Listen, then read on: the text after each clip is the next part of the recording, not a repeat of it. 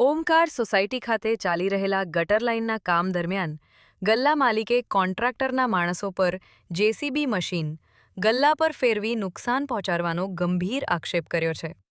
માલિકે જણાવ્યું કે કોઈ પૂર્વ સૂચના વિના આ કામગીરી કરવામાં આવી હતી, જે ખુલ્લી બેદરકારી દર્શાવે છે. સ્થાનિક વેપારીઓ અને રહેવાસીઓએ પણ કોન્ટ્રાક્ટરની પદ્ધતિ સામે નારાજગી વ્યક્ત કરી છે.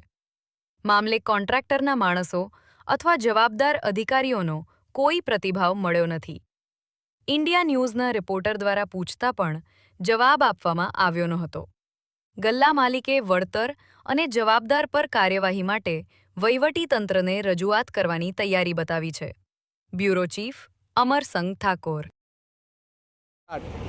મારું નામ પરમાર મહેન્દ્ર કુમાર છે. હું ઓમકારનગરમાં 8 વર્ષથી રહું છું. ઓમકારનગર ગેટની બહાર મારું એક નાનું કેબિન ગોઠવવામાં આવેલું છે.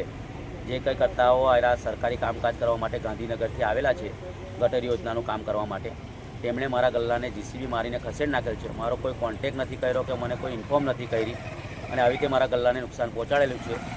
એની જાણ અમે જોવા જતાં એમને કોન્ટેક કરવા માટે અમે નગરપાલિકામાં ગયા હતા. નગરપાલિકાના સાહેબોએ પણ એવું કીધું છે કે એ ગાંધીનગરથી આવેલા કાર્યકર્તાઓ છે. એ કાર્યકર્તાને અમે મળ્યા તો એ પહેલેથી જ એવું કહે છે કે આ દુકાન તૂટેલી જ હતી. મેં કોઈ તૂટેલી હતી તો મારો કોન્ટેક કેમ નથી કર્યો?